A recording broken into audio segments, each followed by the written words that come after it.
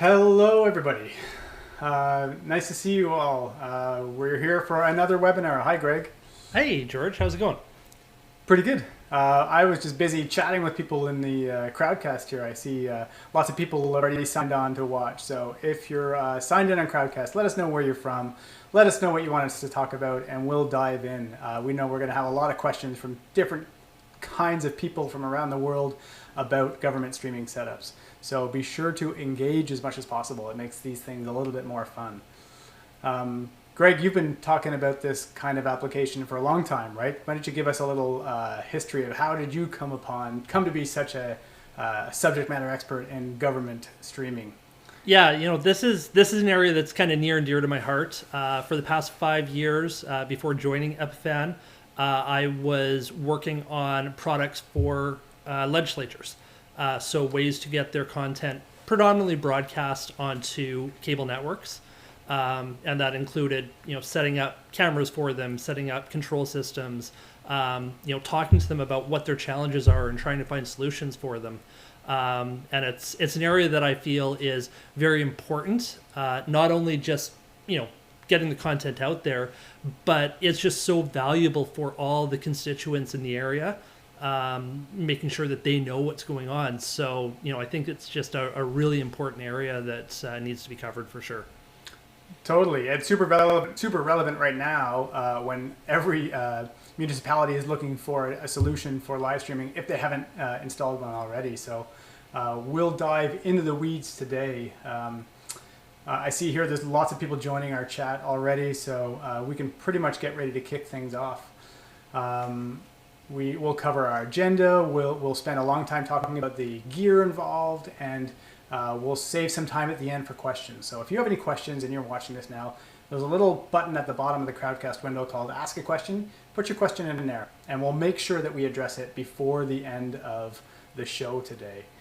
We're also going to have some polls that are going to come up, so which will let us know a little bit more about you, which is really helpful. So why don't we jump in? We've got a little slide deck to kick things off with.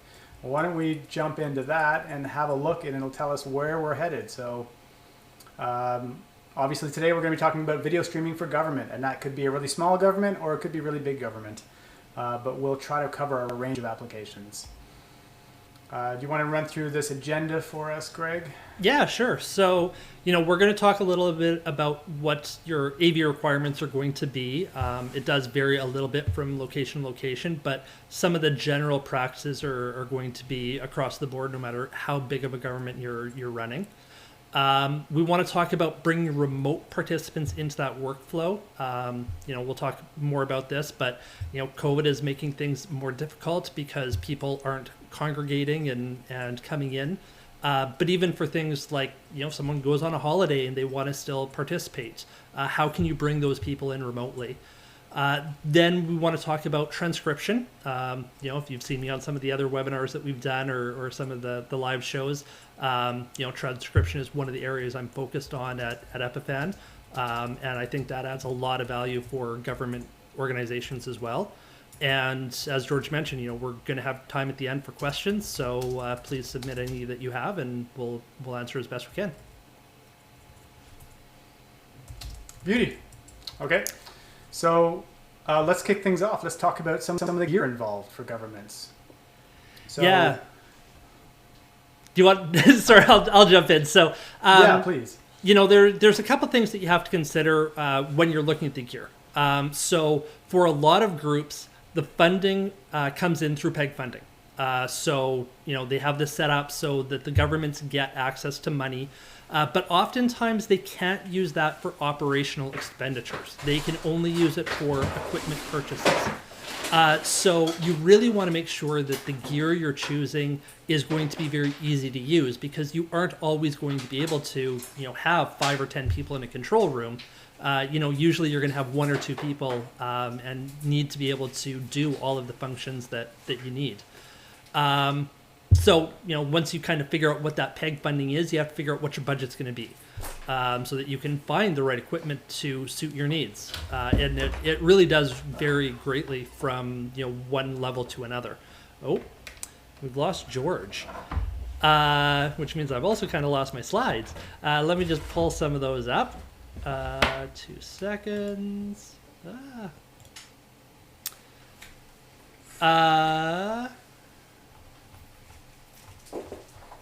Sorry, one more second, just so I can get to the slide, and we'll talk through it while we're kind of getting George to come back in.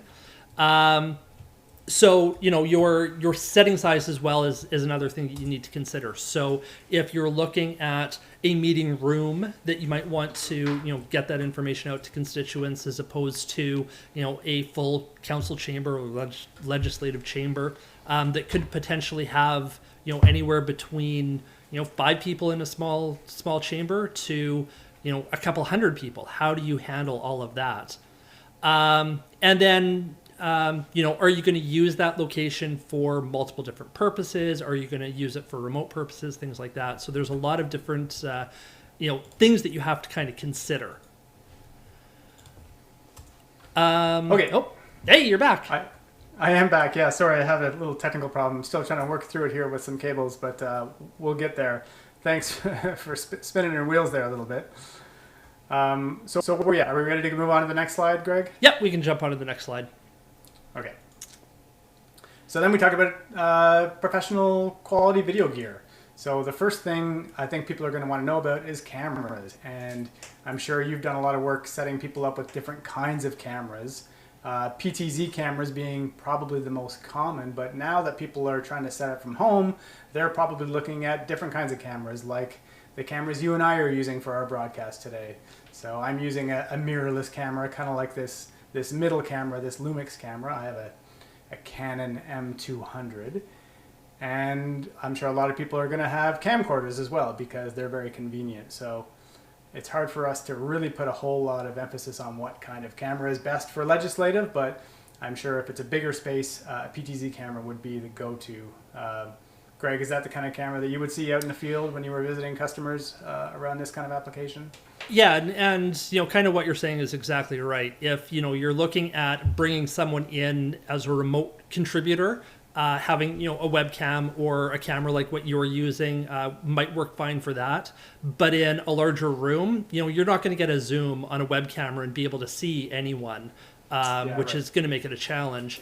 And then if you're using something like a PTZ, you can also use it to focus on individual different people. Whereas if you have, a camera on a tripod or something, either you have to have a camera person operating it, or, it's just going to be a static shot of what's going on. And, you want a little bit more of that dynamic. Hey, how do we get this person focused because they're the one talking, as opposed to let's just show the entire room, because it doesn't make it as engaging when you're just seeing a wide shot of the entire room for an hour or 2 hours at a time. Mm-hmm. So I guess the next thing on our list would be audio, which is why my camera feed suddenly went out a minute ago because I realized I was having a dying piece of audio equipment. So we didn't follow our own advice and test all of our own equipment ahead of time. And but in a legislative environment, again, you have so many different options. This is the kitchen sink that we have on this slide. Everything from wireless lavs to, I'm going to guess what's most common would be this desktop style gooseneck audio system. Yeah. And then in people's homes like yours, I think you have a Blue Yeti or something like that. I do, right? yes. Yeah, so we have USB mics for home usage and then all kinds of condenser mics. So again, a total rabbit hole here to try to figure out what kind of audio you might want to set up. If you have questions, put them in the chat and we'll try to address your specific questions about your use case, because we don't really know if you're setting up in a legislative hall or if you're trying to get set up in your bathroom. Very different audio solutions for both. Yeah. The other big thing about audio is also projecting it into the room, right? So if people are sitting at a desk somewhere and it's a larger room, while they're going to be talking, you're going to get that audio coming into speakers, but you need that is able to be heard properly throughout the entire room. So setting up your PA system is a whole process as well, let alone just getting the content into something where you can stream it out or broadcast it. Mm-hmm. And then aside from the microphone system and the monitoring system, there's a good chance you probably have some kind of mixer or USB or audio interface to help handle that audio. I have one in my office here. I have an M audio box, which is very similar to this Focusrite Solo, which basically allows you choices of how you want to route that audio into different hardware. You might want to route it into a computer, and you might want to route it into another system altogether. Or you might be in a legislative assembly where there's a full complete mixer already in place, and you want to be able to move that audio around and bring in different audio sources. Again, we could do a whole webinar on legislative audio or legislative video, but we won't go too deep on that today just because there's so many applications. Anything else we should mention around audio in general, Greg? No, just the only other thing I would say is because we are talking about, bringing in remote people a little bit as well. You're not going to want to use the microphone on your computer if you can help it. The quality just isn't there, right? That's why I'm using my Blue Yeti coming into our Pearl system. But if I was doing this otherwise, I would still want to have that microphone coming into my computer or whatever the source is. It's going to be a better quality audio. Just like when we were talking about cameras, using a separate camera that's going to give good quality. You could use the camera that's integrated into your laptop, but the quality just isn't going to be there. It's not designed to provide that level of capability. And audio is going to be the same way. Okay, so then we come into talking about our encoder. So this is our bread and butter. We are an encoder manufacturer. We make Pearl systems, which are used in many legislative environments. I know the city of Westfield, I was speaking with them not too long ago about them doing all of their live streaming through Pearls. But we have customers who seem to fall on one side or the other. They either want a software encoder that they can run on a computer like vMix or even OBS, which is free. That's a way a lot of people might start and use some kind of software encoder with a camera. And it's very convenient, but if you want a system that lives in within your infrastructure and you don't want to have to take care of it too much and it's going to be able to be run by the people who are in that facility, you might appreciate what a Pearl system can bring. They're very, very easy to operate. You can set it up so there's just a one-touch button on the front screen. So there's a front screen on each of those, so anybody who walks into that hall or any volunteer or anybody on council can actually start and stop their own streams. So that's a big consideration, I'm sure, for a lot of you who are setting up infrastructure for legislative applications. There's also a lot fewer points of failure. So you have fewer cables, fewer pieces of equipment in general. That's kind of one of the beautiful things about a Pearl system is it does switching. So you can have multiple cameras. Yeah, you can compose layouts in it and add your city's branding to it if you wish. You can bring in lower thirds. You can bring in titles. You can do a lot of things with just one piece of equipment like Pearl. Greg, have you spoken to anybody about Pearl in a legislative environment or have any thoughts about how it fits compared to some of the other solutions on the market like a vMix setup? Not a lot. I've talked to a few people about it. The big things for me is, as you were mentioning, the ease of operation, right? Especially if you're going to be putting this into maybe a meeting room or something, and you don't want to have your production team that's doing that because you want to get the content out, but you don't want to have as many people involved because it's just a committee meeting or something, and the fact that someone could just come in and push a single button on it and you're good to go. They can just walk away at that point and that content's going to get streamed across.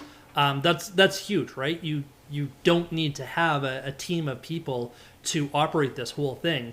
You get it set up, you push a button and you're good.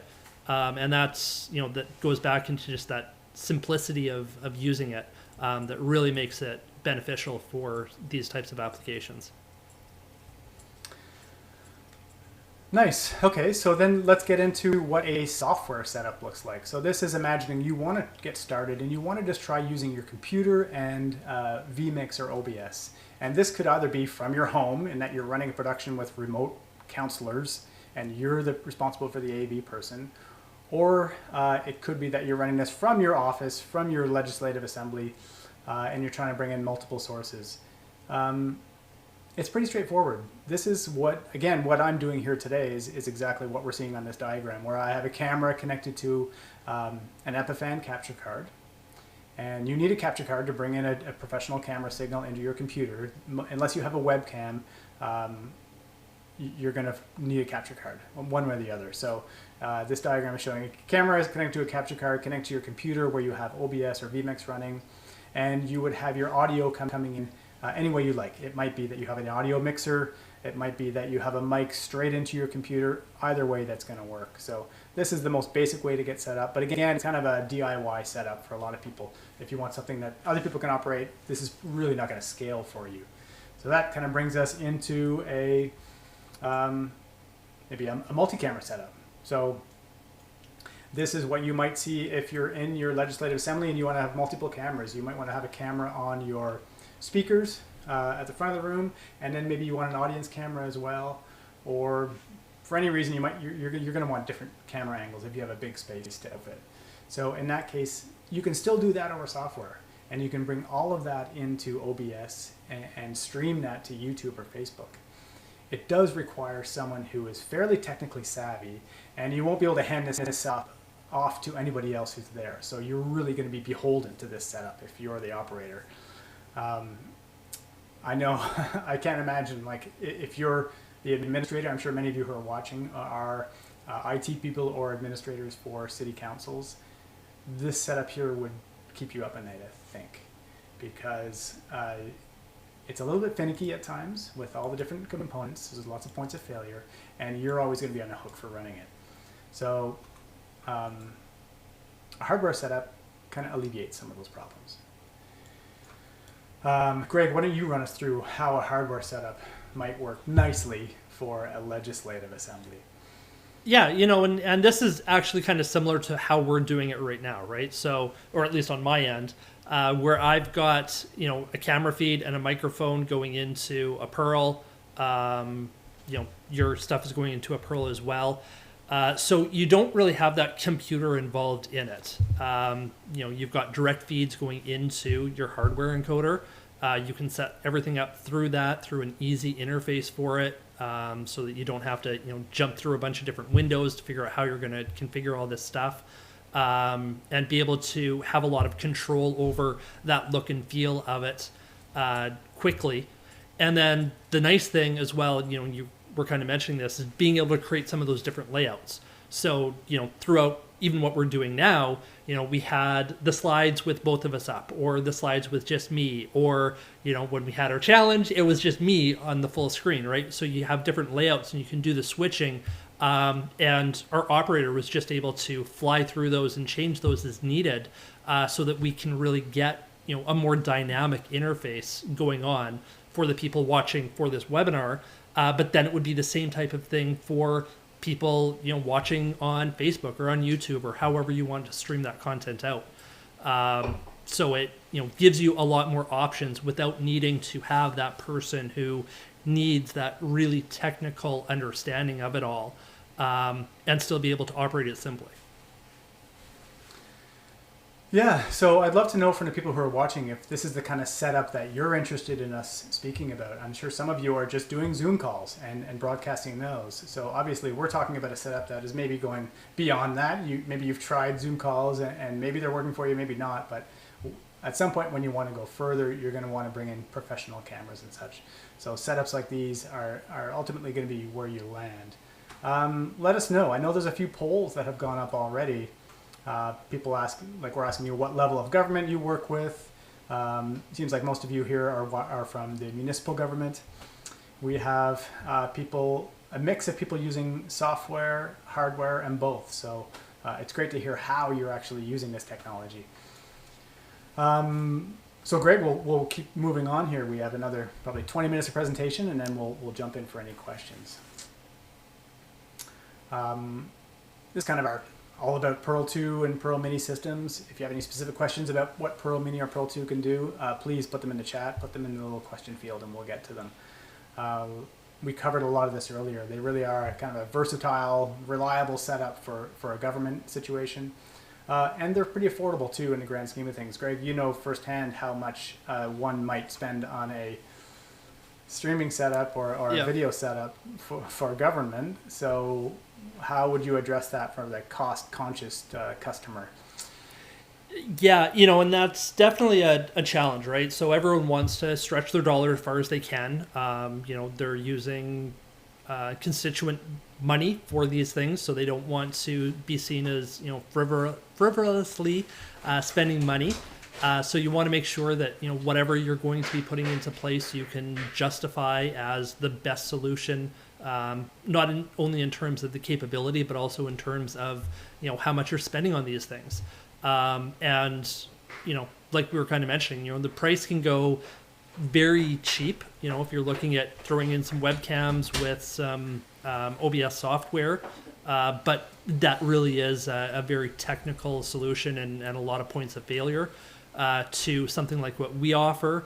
And then you can go into a full broadcast system doing it, where you could spend a huge amount of money. And places just have to be able to make sure that they can justify spending that much money on those types of solutions. Okay, another thing we haven't spoken about is titling and overlays. So once you've got your streaming set up, you've got your cameras, you've got your audio, you've figured all of that, there's going to be other things you're going to want to bring into your broadcast. Those could be captions, which we'll cover at some point later. But first and foremost, you might just want some basic titles. So you can do these directly in a Perl system with, there's a text. As you build layouts, you can add text elements to that. So that's a very rudimentary way to add text to your broadcast. Mm-hmm. But using NDI, you can bring in titling software into a Perl 2. We're doing that here on this broadcast. So when you see those little polls, little lines, there we go. This little text that comes up with our names and the polls, all of that's being done through a software called New Blue Effects, and it's being run on a separate computer, and through the power of NDI, which supports Alpha Channel, we can display that over top of our broadcast. So the creative potential is virtually limitless, and I know not everybody in the legislative environment is looking for the ultimate creative solution, but you may have mandated at least some basic titling needs and captioning as well. So using NDI can be your friend in that kind of environment. Remote participants. This is another big topic, especially today. In fact, it might be the primary topic for a number of you who are just trying to figure out, how do I bring in a remote participant into my legislative meetings? Greg, you were telling us this morning about how councils work. Like, why is the remote participant aspect so important? Yeah, and one of the places that I was setting a system up for, it was for a city council, and one of the council members was going on, I don't remember if it was a holiday or what, but going off to Hawaii, and there was an important discussion that was going on in the city council, and they needed that person to be able to express his opinion, and so they wanted to actually Skype him into the meeting. So they had it set up so that he would Skype into a computer that was connected into a switcher, and then they had monitors in the room, and that way the person was able to actually participate in the meeting that was going on, even though they weren't actually physically located in the building. And some of that stuff happens. It's not often that it happens, but especially now in terms of COVID and not being able to have all these meetings, or maybe you can only have half the people in and the other people have to remote connect. It's something that places really need to figure out how they're going to be able to operate when people can't physically gather in a single location, whether it's just one person who happens to not be there, or if it's everyone because they can't be in the building. For sure. We're experiencing this right now, so that's why you and I are not in the same room together. And we're doing this using a Perl 2, and Greg and I are both using SRT streaming from our homes to stream to another Perl 2. So that's a reason why our quality might look a little bit better than you're used to seeing on a Zoom call or another conferencing call. SRT is an amazing technology that allows you to send pretty much as high a quality as your bandwidth permits at really, really low latency. So we're big fans of this SRT technology, and it is amazing for applications just like government. It does it is more suited for those people who really value that image above Zoom quality, who want something better than that. So if you're a small government, you might be happy enough just connecting the dots and getting people to be able to speak together online and then broadcast that. But if you have people on your staff who want to look great in front of camera, they might want a solution like SRT. So we see three ways to do to bring in remote participants. The first way would be through a Zoom call, through something like that, and you could then stream that exact Zoom call. So you could take your Zoom call and stream it out. I think we have a picture of that in a minute.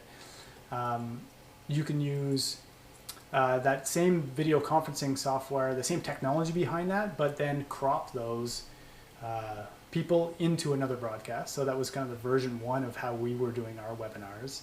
Or you can use SRT. So we'll go over these three things quickly. The first one, this is what this is what a Zoom streamed event looks like. It's very basic. It's a gallery view. You can also have like the presentation view where you see the slides. For a lot of people, this is going to be great.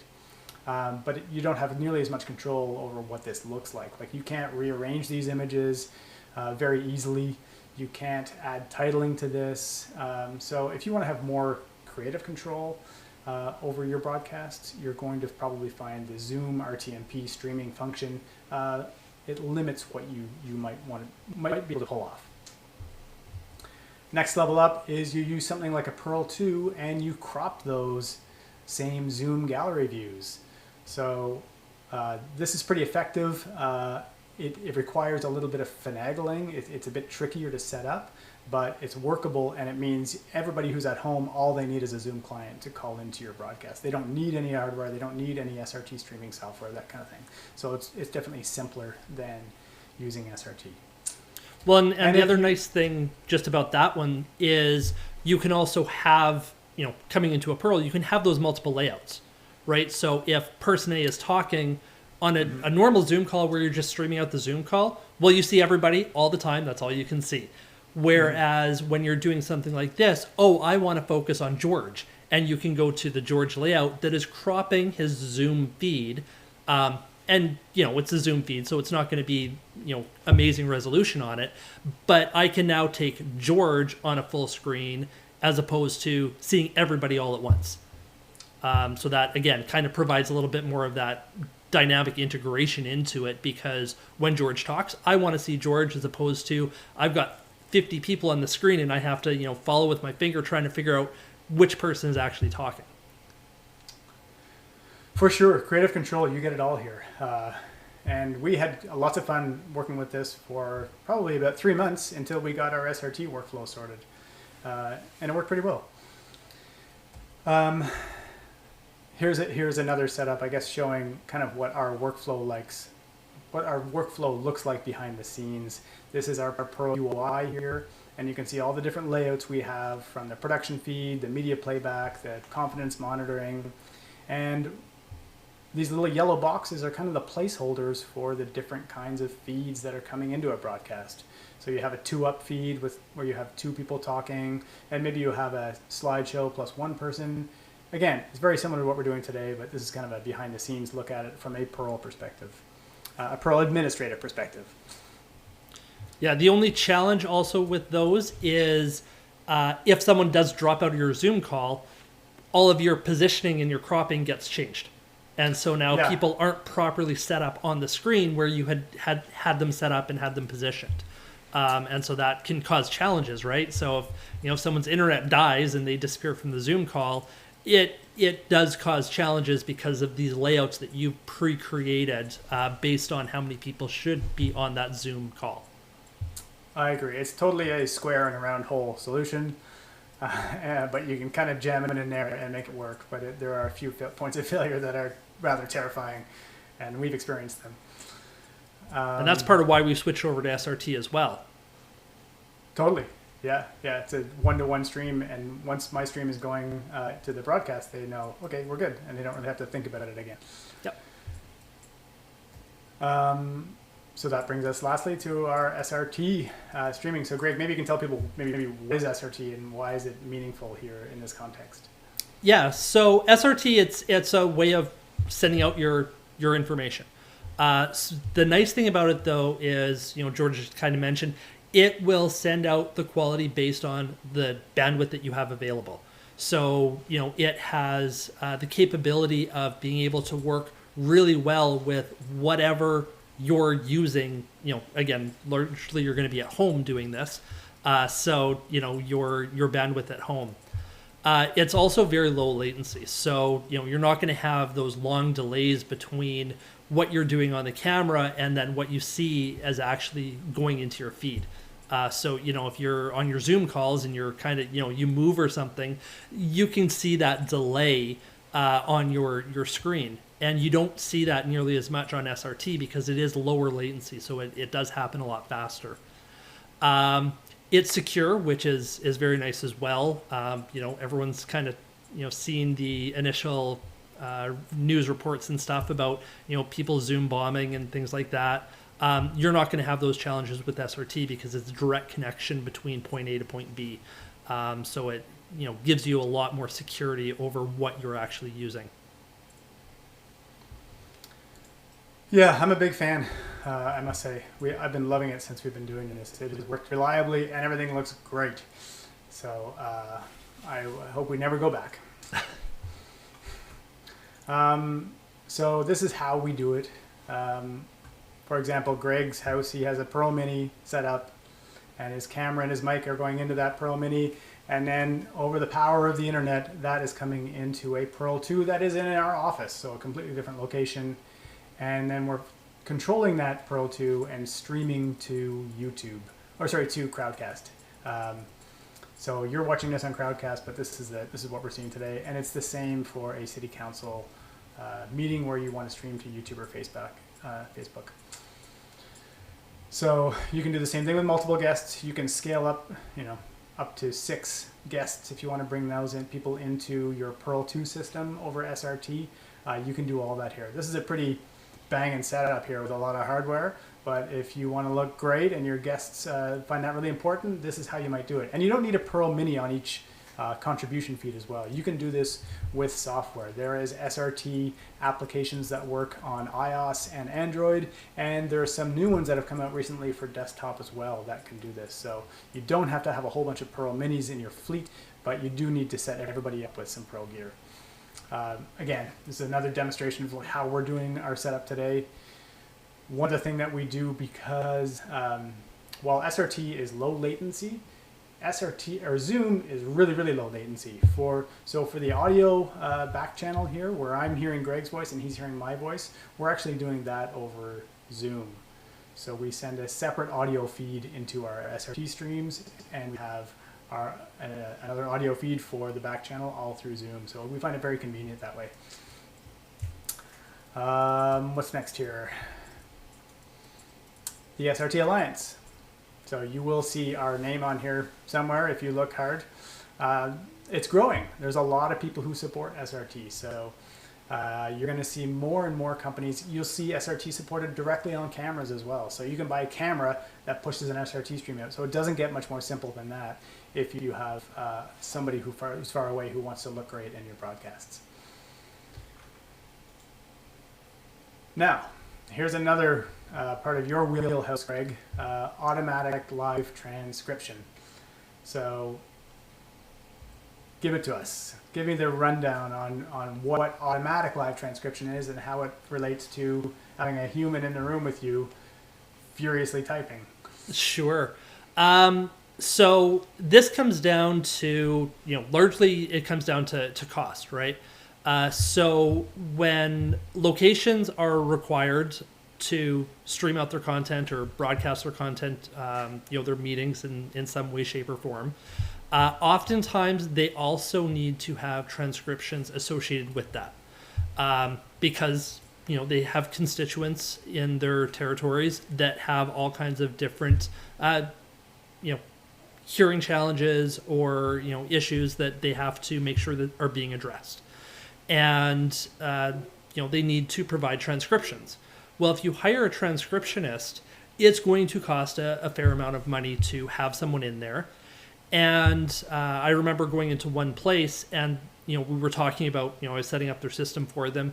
and we were talking about other costs that they had, and they said that transcriptions were actually one of the highest costs that they had, because they would have a transcriptionist who needed to be accessible and available all the time. But oftentimes in their location, the city council would come in for half an hour or something and start the meeting, and then they would go into executive session. And they had no idea how long those executive sessions would last for. But the transcriptionist needed to be accessible for whenever they decided to come back. And sometimes those executive sessions were hours and hours long. And then when they did finally come back and start the meeting or continue the meeting, the transcriptionist was beyond the 8-hour time limit. And so then they would be charged overtime for the work that they were doing. And it was just a significant cost for them to run. And so, one of the options that's available for governments is an AI-powered live transcription. And I think the next slide, we actually talk about what one of these options is, which is LiveScript. So this is a product that I've been working on for about a year now, and it is available. People can order this, and it provides real-time transcriptions at a fraction of the cost of having a live transcriptionist available in the room. And then the other thing associated with that is you get charged based on when you use it, not having it available. So if a meeting starts and it goes for 30 minutes and they go into executive session and you stop it, and then start it up again 12 hours later, well, you're not charged for that 12 hours that it's not actually being used. And it's always available for you to use whenever you need it, regardless of, maybe something happened in the middle of the night and something needs to be discussed because it, is something that people need to know about. The system is there and accessible and ready for you no matter when you want to use it. So the way that it kind of works is, you have audio coming in, whether that's a direct microphone.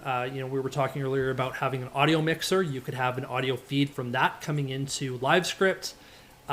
You set it up and you just hit the start button on the screen and it starts providing a transcription. The transcription has an HDMI output, so it can be used for in-room purposes. So you could have a monitor in the room where the transcription is being displayed. It's also streamed to a website that you control what that URL is to some extent.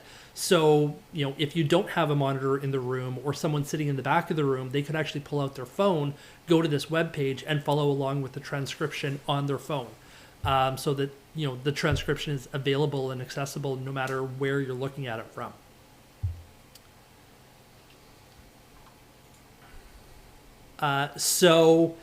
Why would someone want to use live transcription or LiveScript as a solution? Well, it's easy to operate. As I mentioned, you set it up, you put your audio into it, and you just hit a start button, and it just goes.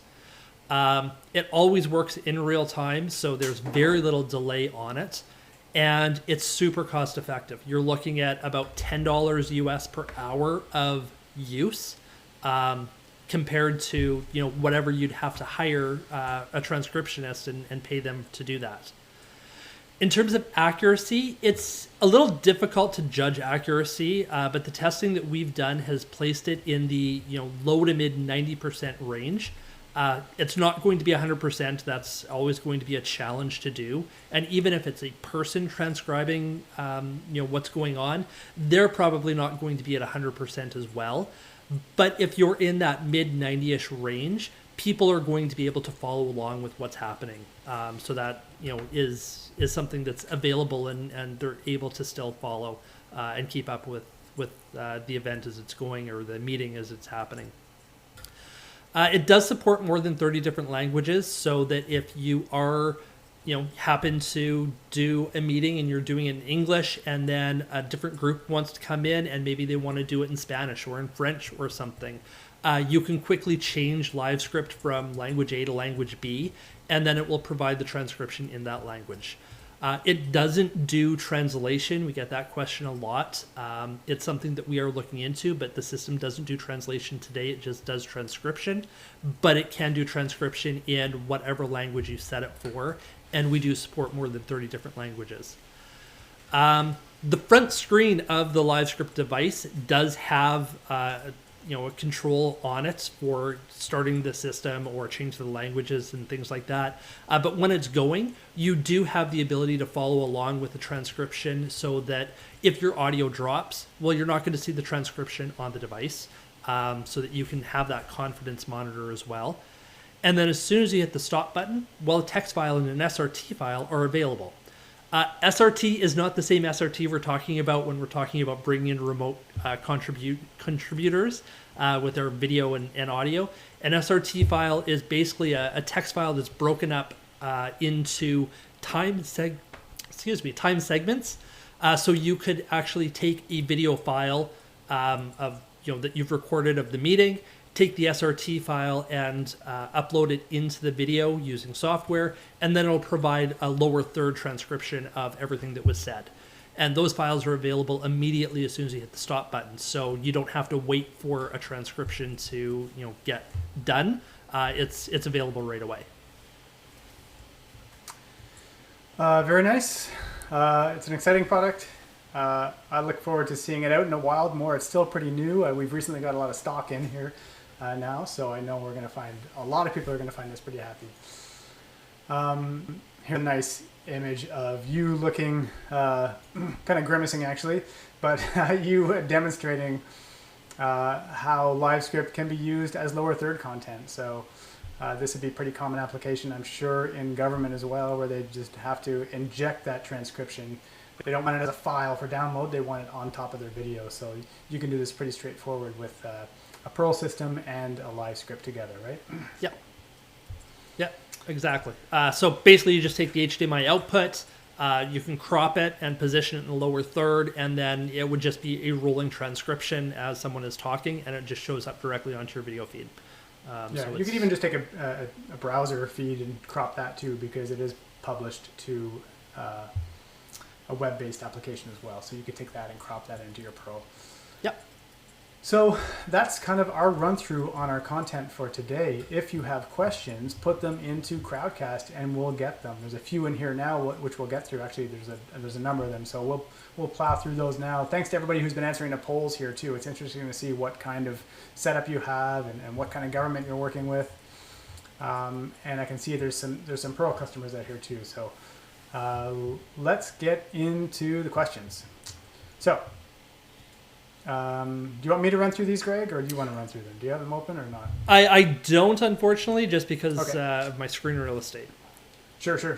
Okay, so you can upvote these questions if you're watching from home, if there's one you like. So first one here, I have a military live stream on Tuesday, required to use WebEx for the FIPS encryption. For future, are there other platforms that are suitable? Now, I don't know what FIPS encryption is, Greg. Do you know anything about that? Unfortunately, no, I don't. So, yeah, I can't say I know enough, Michael, about secure platforms that could handle this kind of thing. So, but our support team will. So if you poke them on our chat, you might get an interesting answer there. And I'm sorry I can't answer you here. So let's move on. Live captioning. It's a requirement for the federal government. How can this be incorporated easily and affordably? This looks like someone planted this question into the webinar, Greg, for you to answer with the solution of LiveScript. But maybe this question came before we talked about LiveScript, I'm going to guess, because we spent a while talking about how a LiveScript is the perfect application, perfect device for bringing captioning into your government applications. So take a look at that on our website. Epiphan.com. Are there any plans to integrate with YouTube APIs, specifically for dynamic titles and descriptions, etc.? Do you want to handle that one, Greg? Yeah, we're always looking at what we can do to improve the products and different ways of different technologies, APIs across the board that we can add into the system. We had some products in the past that we did use YouTube APIs for, so we do have some experience with it. It wasn't something that we moved over to the Perls at this point, but it's definitely something that we do always look at. We do know that a lot of our customers are using Facebook and and YouTube as the sources they want to stream to, and we want to make that as easy as possible for those people. It is easy now to do that, but if we can integrate the APIs, that would make it a little bit easier as well. So it's something that we have definitely discussed. It's just not something that we've actually implemented at this point. Well, you can do it if you if you use our cloud solutions, which right now is called AV Studio, but that's going to be transitioning to Epiphan Cloud. That uses an API connection, so you can stream directly from a Perl system to YouTube using the API. However, there's no advanced features for dynamic titles or descriptions like that. Okay, moving on. Is there any way to set up labels to each input of audio or video? That's from Victor, Greg. Yes, actually. So I'm assuming that you're talking about setting them up in the Perl interface so that it's easier to understand. I don't have HDMI A in. I have whatever this actual thing is. Could be both. It could be on the labeling of the administrative side, so you know what's what. Or it could be you want to add a label on the broadcast side, the program out as well, right? Yeah, and so labeling it from the administrator side is really easy to do through the web UI on Perl. For example, I have my Yeti mic plugged in. I don't have it labeled as USB-A. I have it labeled as Yeti mic so that I know when I have it plugged in that what device I'm actually controlling. In terms of doing labels, if you wanted like a lower third showing up on the screen of what's going on, it's easy to add a text field to a layout that would have the information into it.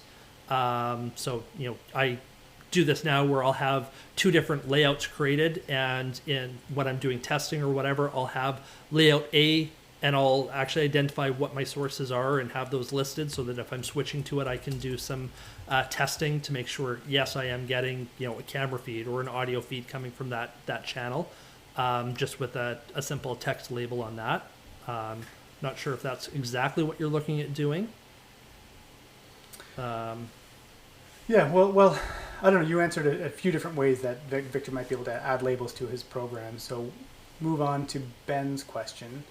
Is it possible to treat as a source into Perl 2 some Adobe Connect pods, rather than the full Adobe Connect screen? So, Greg, Adobe Connect is like a conferencing software from Adobe, if I have that right. I haven't used it. No, I haven't either. But I would expect, Ben, that because we don't have any integration with Adobe Connect, you would merely have the full screen, whatever Adobe Connect outputs, and then you can crop that section of that screen.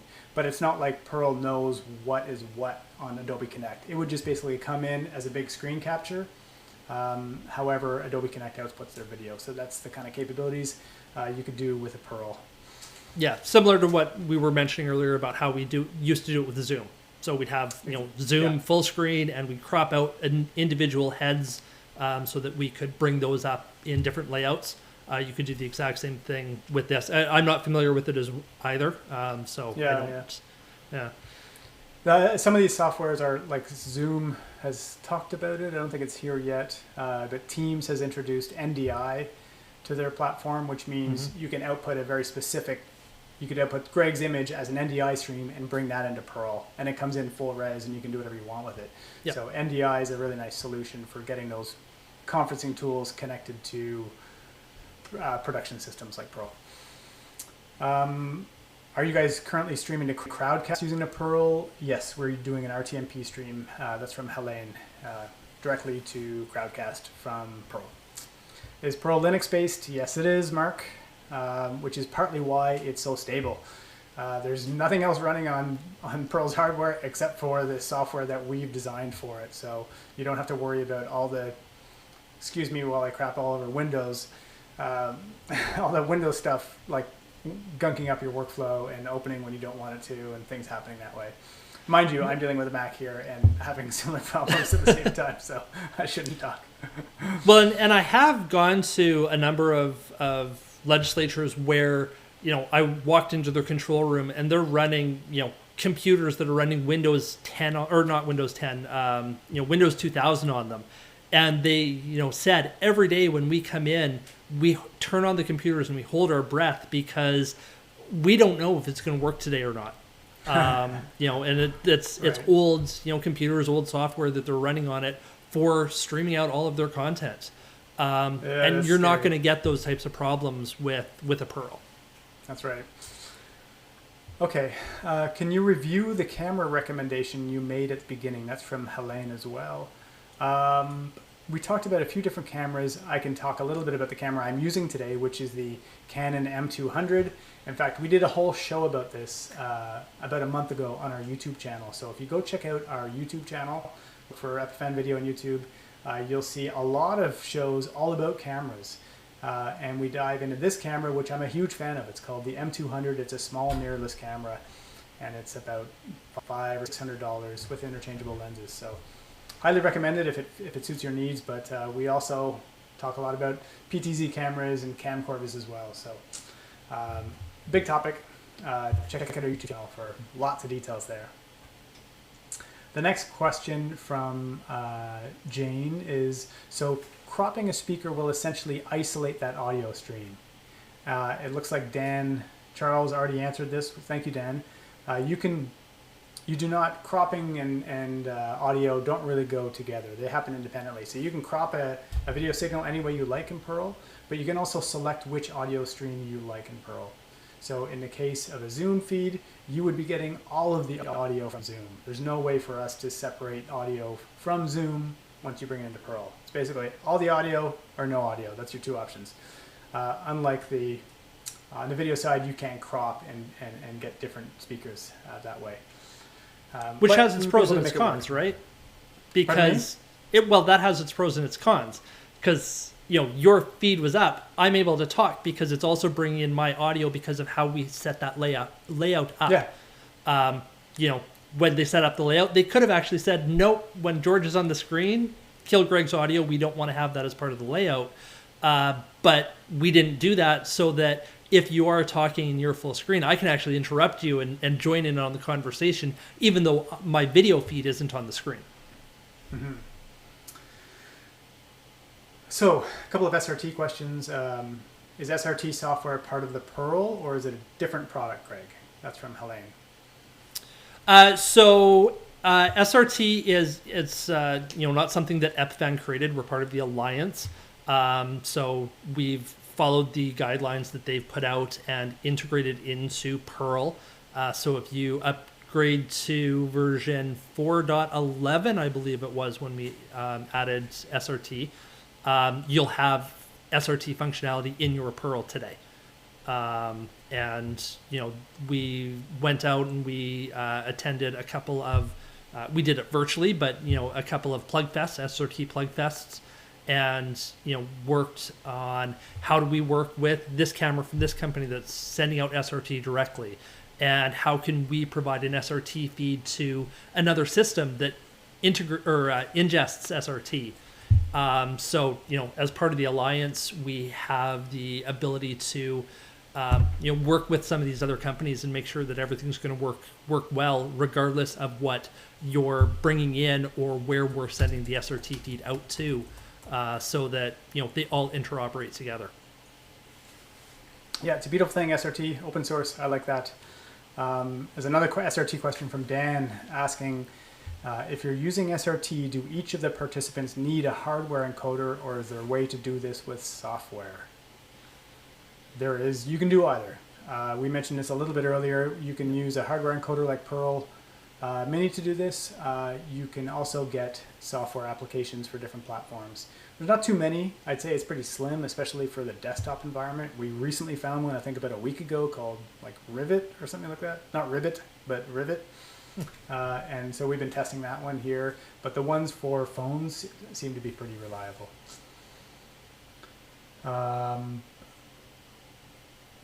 Okay, a couple more questions here. The video feed of your faces is a little glitchy. Is that because of Crowdcast or the hardware? That's just the way we look, Glenn. Sorry.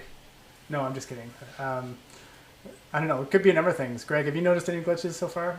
I haven't. I haven't been staring at the screen too closely because you're not staring at the yourself. slides and all that you're not stuff. Watching yourself on YouTube or on Crowdcast. No. Yeah, it's hard but to say. It could be anything, right? Yeah. you've had, your audio issues that, we weren't expecting to have that stuff. So, there's all kinds of, things that can happen. I can tell you what it is. If there's any kind of glitching, it's going to be from network speed problems. Either we're like from my house to the Pearl 2 in our office, or some network glitch from Pearl 2 to Crowdcast. That's the only reason you're going to see our faces look a little glitchy. Yeah. In this case, because everything else is pretty, like, you can't really degrade your video signal once it goes into a Pearl system or otherwise. So it'll be some kind of networking thing. Ray Lee wants to know what are the benefits of Crowdcast and why Crowdcast. Well, I can tell you from doing these webinars, the interaction is really great. We're able to answer all these questions here seamlessly, and I can just follow along as the host. So it's mostly about all the interactive components is why we like Crowdcast. They also support RTMP streams. So some of the other platforms that do this kind of interactive webinar-like thing, they're based on webcam only support. So we wanted to up our game. We want to do an RTMP stream where we can make ourselves look really good.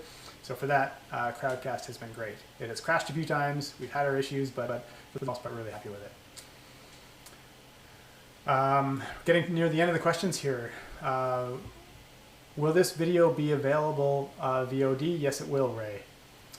And we have one more question from Ray. Greg, this one's for you. Is Webcaster X2 discontinued? If so, what is Epiphan planning to do to replace it with? It wouldn't be a webinar if we didn't get questions about Webcaster X2, which has been an extremely popular product. You want to jump in here and give us your Webcaster X2 replacement story? Yeah, so it's not necessarily a Webcaster X2 replacement. The Webcaster X2, it's a great little box. I believe it has been discontinued. Is that not correct, George? Yeah, okay. Yep. That's what I thought. I just wanted to double check.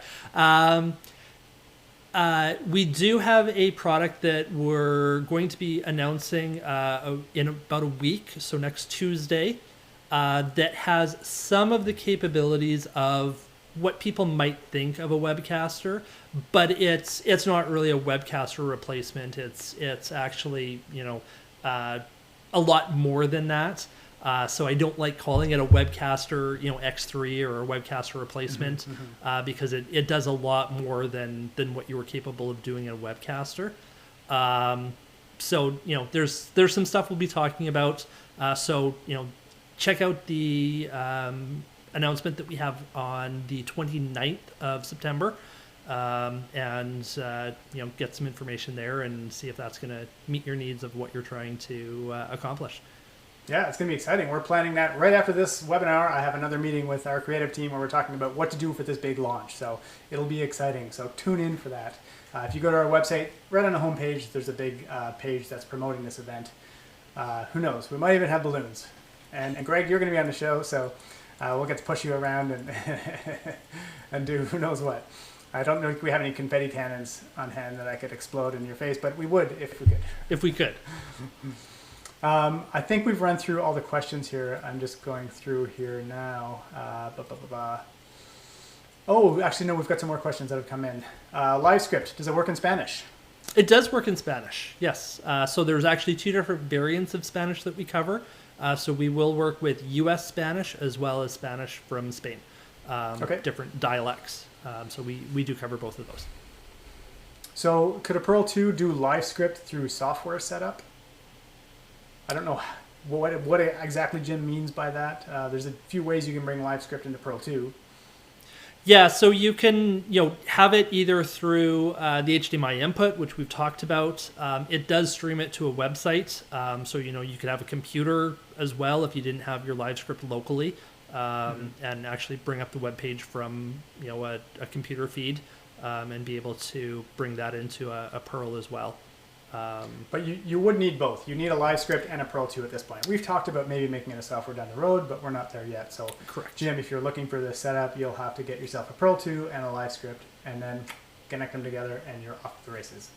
Yep. We will have this presentation available after as a VOD. You'll see it show up on YouTube, and I think we'll send you an email about it as well. we'll also have the slides available. So if anybody wants to see the slides, just reach out to our support team and we'll make sure those are readily available so we can share the link with you. I think we're about done here, Greg. Have we missed anything? I don't think so. Yeah, it's just, it's an exciting area. Something, as I mentioned at the start of the call, this is something that I'm very passionate about. And hopefully you guys found a lot of valuable information from here, and we're happy to continue answering any questions after the fact. You can always reach out to us, and we'll be sure to respond and continue the dialogue. Indeed. Thanks for watching, everybody. We really enjoy doing these. We have a whole lot, we have many other webinars planned for the next few months, and we have a bunch of other live shows that we're going to be doing. We're live every Thursday at 3 o'clock on YouTube. So exactly 24 hours from now, I'll be here. Greg, I don't think you're on the show tomorrow. Not this week, no. But we're going to have a fun show tomorrow. We have a little bit more fun in the live show, so we'll try to get a bit kooky and talk about video production stuff in 24 hours. So you got nothing going on, tune in then. Until next time, we'll see you, and I'll see you later, Greg. Yep, sounds good. Thanks, everyone. Okay, bye-bye.